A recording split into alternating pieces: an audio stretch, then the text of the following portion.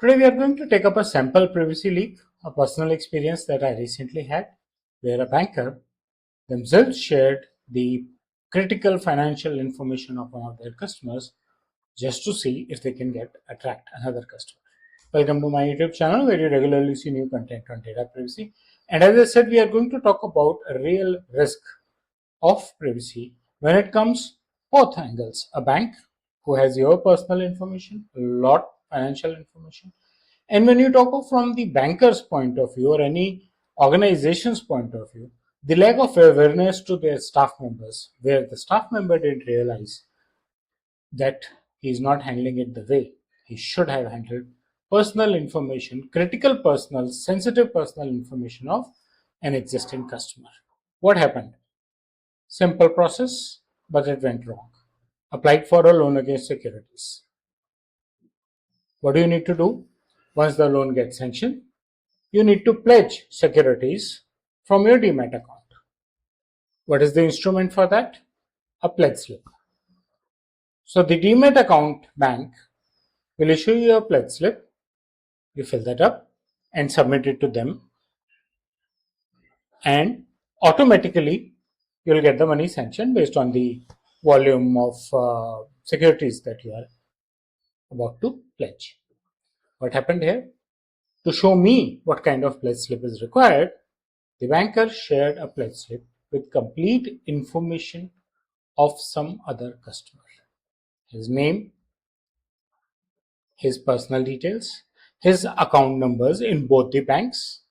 So from which bank and which account it is getting pledged to which bank and which account, and the details of the securities that are getting pledged, the name of the security and the number of securities, which means I now know how many securities, at least the ones he pledged, he owns. I don't have the address, but I have his identity, right? Account numbers in two banks.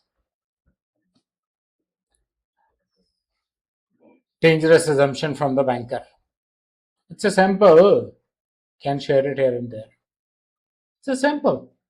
But then why don't you have templates, even if it belongs to another bank, and you want to use it to give it as a sample to your prospective customers? Have some templates. Or if you are using of a customer, mask it. Put a whitener. This was a photograph clicked and sent on WhatsApp. Put a whitener. Because it's a paper and sent on WhatsApp does not mean that it does not violate privacy. The banker can come up and say it does not violate DPDP because it has to be a digitized thing and official email IDs. But then what you have shared is a sample with information, and that information is leaked from your bank. It is not a harmless sharing. You have violated the privacy norms, and the privacy has failed because there has to be a difference between real data and sample data. Pick up a blank template, ask the other bank to give you blank templates, make a template form. Any designer can do that in 5-10 minutes, and you can pick up arrows and say your bankers this information here and my bankers this information here. Or do the masking. You have got a slip filled up. Slip has columns. Columns are explanatory. Put a whitener on the name, put the whitener on the account numbers, and ideally even on the name of the security, and share that this is the kind of blank form you'll get from your demat bank, which you can fill and share with us. If your prospective customer does not know his demat bank or his demat IDs, well, actually he knows. That is why you are giving him a sample for the same bank, right? And then you are sharing it externally. No hackers required, no malware required. Information is leaked through a process that failed at a human level. Someone in a hurry to achieve his target, get a new customer, fails. A workflow mistake. I'm sure if there's a workflow, it would talk of sample sharing and not filled original sharing. And it does happen across many organizations that without even thinking about the consequences. Such forms, such templates, filled up ones, get shared across with external agencies. The real risk is that now I have financial information of the individual.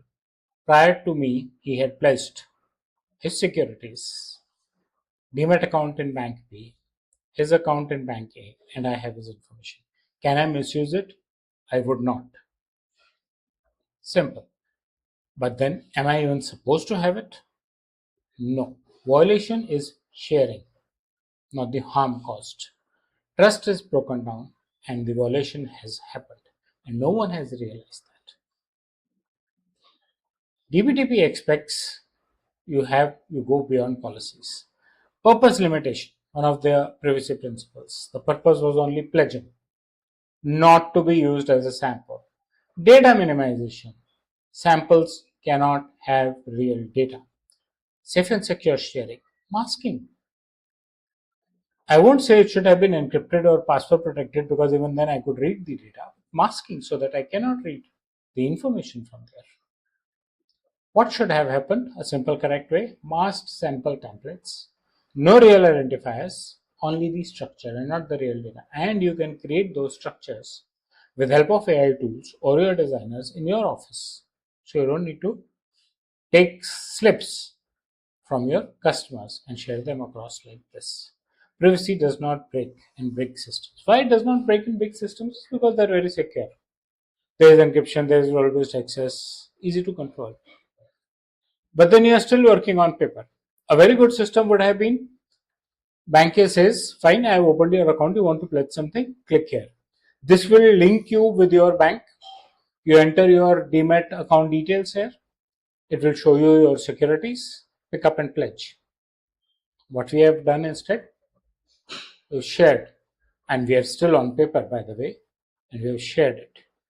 DPDP does not work on paper record, but this paper record gets digitized. And please note that privacy norm has been violated, reputation of bank A is at stake. So that's about a real case study. The leaks do happen by behaviors, by habits, and these are very common. Why they have been very common is we were not concerned till now. We should get concerned now.